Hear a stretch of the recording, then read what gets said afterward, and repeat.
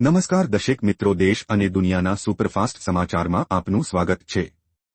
આજના તાજા અને સૌથી મોટા સમાચાર જાણીએ પહેલા ચેનલને સબસ્ક્રાઇબ કરી નાખજો। રાજ્યમાં કમોસમી વરસાદની આગાહી।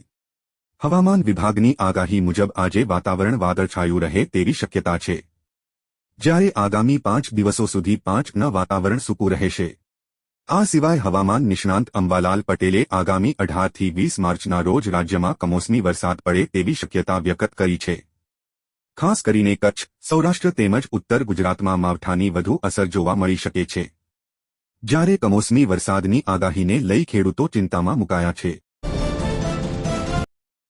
બાકી ખેડૂતોને 4000નો હપ્તો।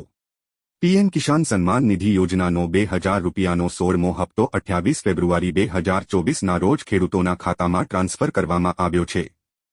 પીએમ કિસાન યોજના હેઠળ આપવામાં આવેલ દરેક હપ્તા 4 મહિનાના અંતરાલ સાથે ચૂકવવામાં આવે છે, જે મુજબ 16મો હપ્તો 28 ફેબ્રુઆરી 2023ના રોજ ખેડૂતોના ખાતામાં ટ્રાન્સફર કરવામાં આવ્યો છે। કૃષિ અને ખેડૂત કલ્યાણ વિભાગ દ્વારા પ્રાપ્ત અહેવાલ મુજબ લાખો ખેડૂતો પીએમ કિસાન યોજના હેઠળ બહાર પાડવામાં આવેલ 16મા હપ્તાની રકમ મેળવવાથી વંચિત છે।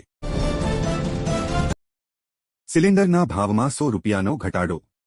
મોંઘવારીથી પરેશાન સામાન્ય લોકોને નરેન્દ્ર મોદીની સરકારે રાહત આપી છે, કારણ કે મહિલા દિવસ દરમિયાન નરેન્દ્ર મોદીએ એલપીજી સિલિન્ડરના ભાવમાં 100 રૂપિયાનો ઘટાડો થયો છે।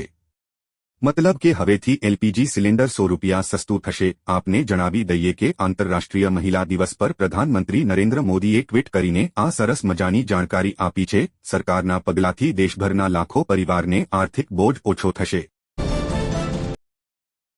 ઘર બેઠા આયુષ્યમાન કાર્ડ। ગુજરાતના રેશન કાર્ડ ધારકો માટે સરકારે સારો નિર્ણય લીધો છે। જો તમે આયુષ્યમાન કાર્ડ ધરાવતા ન હોય તો ઘર બેઠા કાર્ડ મેળવવા માટેની તક છે। સરકારે એનએફએસએ રેશન કાર્ડ ધારકો માટે ઘર બેઠા આયુષ્યમાન કાર્ડ મેળવવાની સુવિધા પૂરી પાડી છે। તમે ઘર બેઠા આયુષ્માન વેબસાઇટ એપ અથવા નજીકના વિસ્તારની આશા બહેનો આરોગ્યકર્મીનો સંપર્ક કરી કાર્ડ મેળવી શકો। જ્યારે મિત્રો, હાલમાં કેન્દ્ર સરકાર દ્વારા ગરીબ પરિવારના લોકોને મફત સારવાર આપવા માટે એક વિશેષ યોજના જાહેર કરવામાં આવી છે, જેનું નામ છે પ્રધાનમંત્રી જન આરોગ્ય યોજના, જેમાં નાગરિકો સામાન્ય બીમારીથી લઈને ગંભીર બીમારી સુધીની સારવાર મેળવી શકે છે। લાભાર્થી પરિવારોને યોજના દ્વારા આયુષ્માન કાર્ડ દ્વારા 3.5 લાખની આરોગ્ય સુવિધા પૂરી પાડવામાં આવે છે, જ્યારે હવે તેમાં સુધારો કરીને સહાય મર્યાદા 10 લાખ કરવામાં આવી છે।